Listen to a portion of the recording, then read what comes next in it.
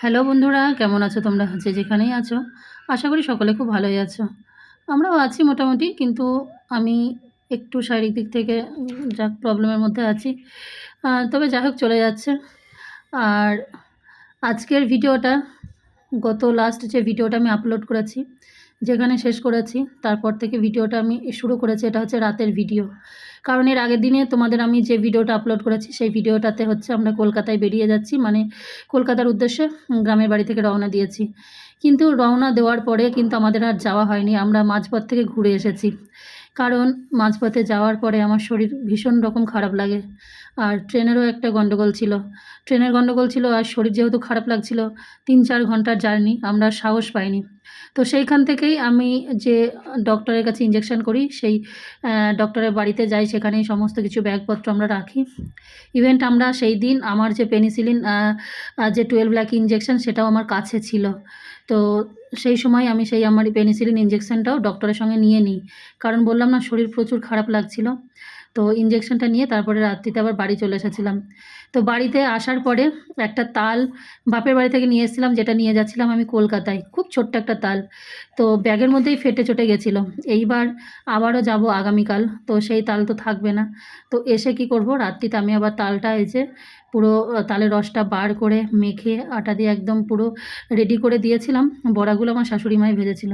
কারণ আমার শাশুড়ি মা, মানে উনি নিজে রান্না করেই খায়, আমার হাতে খাবে না। কিন্তু এই জিনিসটা করলে অসুবিধা নেই। তারপরে উনি যখন তেলে ভাজছেন, ওটা তো উনি তেলে ভাজা হয়ে যাচ্ছে। তো তারপরে যদিও খেয়েছি কি আমি অতটা জানি না, সত্যি কথা বলতে। তো উনি যাতে খেতে পারে, আমি সেই জন্যই ওনাকে দিয়ে ভাজিয়েছিলাম আর কি। কারণ আমরাও নেই, আর উনি একা একা করেও খাবে না, ওই জন্যই ভেবেছিলাম যে ওনাকে যদি দিই তাহলে উনি হয়তো খেতে পারবে। তো আমি বললাম না, শরীর খারাপ, আমি আর ঘরে আসিনি দেখতে। এই ভিডিওটা তোমাদের দাদাভাই করেছিল। তো যাই হোক, চলো বন্ধুরা, তোমরা ভিডিওটা দেখতে থাকো।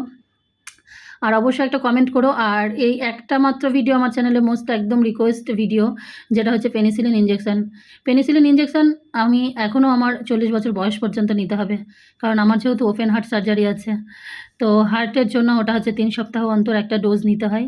আর যেটা চরম যন্ত্রণাদায়ক। যারা আমার ভিডিও দেখো তারা তো বুঝতেই পারো, আর না যারা না বুঝতে পারো তারা গুগলে অবশ্যই সার্চ করবে পেনিসিলিন 12 লাখ ইঞ্জেকশন বলে, যেটা আমাকে প্রতি মাসেই নিতে হয়। আর এই একটা ভিডিওই সবাই খুব রিকোয়েস্ট করে যে ইঞ্জেকশন ভিডিও, ইঞ্জেকশন ভিডিও।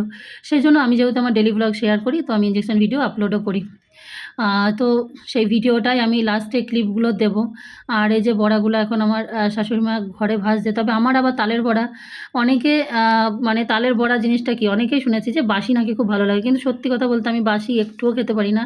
এই যে গরম গরম ভাজছিল, আর আমার হাজব্যান্ডও আমাকে নিয়ে ঘরে গিয়ে দিচ্ছিল, কারণ আমি ঘরে তখন শুয়েছিলাম।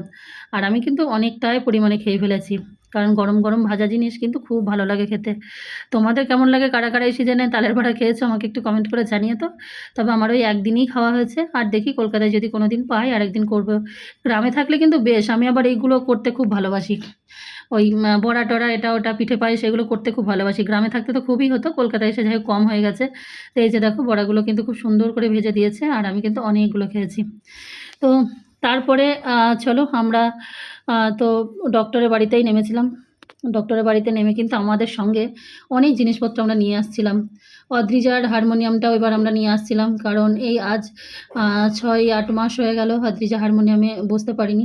সেগুলো সব ডক্টরের কাছে রেখে ডক্টরের কাছ থেকে এই যে ইঞ্জেকশনটা নিয়েছি, কারণ সেই সময় আমার শরীর খুব খারাপ করছিল।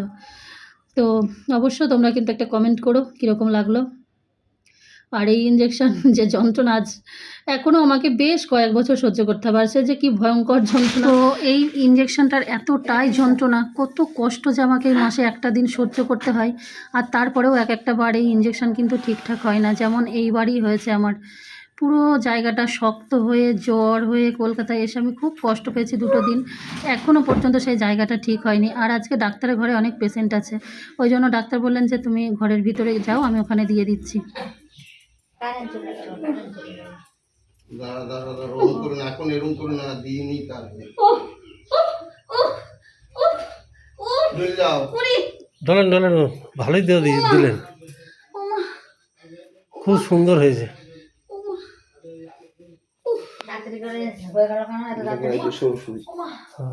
একটু নেই না, খুব ভালো হয়েছে তোমার হলো।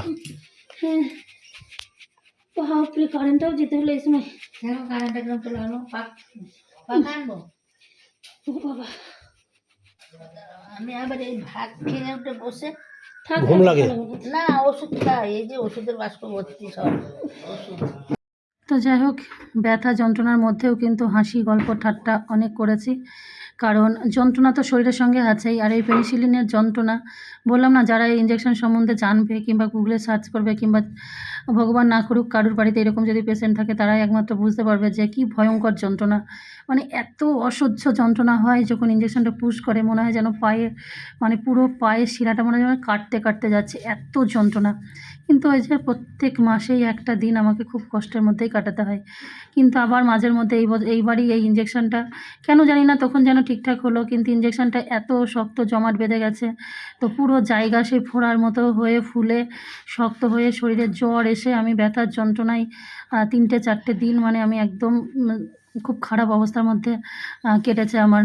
এরকম কিন্তু মাঝে মাঝেই হয়, কারণ এই ইঞ্জেকশনটার অনেক নিয়ম, মানে ইঞ্জেকশনটা সব ডাক্তারে সবসময় দিতে পারে না, দিতে চায় না প্রেসক্রিপশান না দেখে, খুব চেনে জানা ডাক্তার না হলে।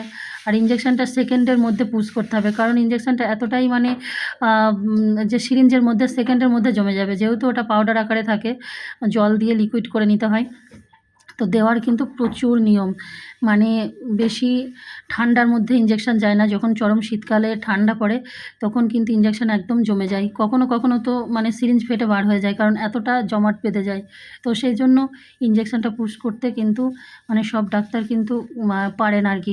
তবে এনার কাছে আমি অনেক দিন যাবত, আমার বিয়ের পর থেকেই আমি নিই, তবু মাঝের মধ্যে যে হাতের কাজ গড়বড় তো হবেই। যাই হোক, পরে আমরা বাড়িতে চলে আসি, আর তো কলকাতায় যাওয়া হলো না, পরদিন যাব।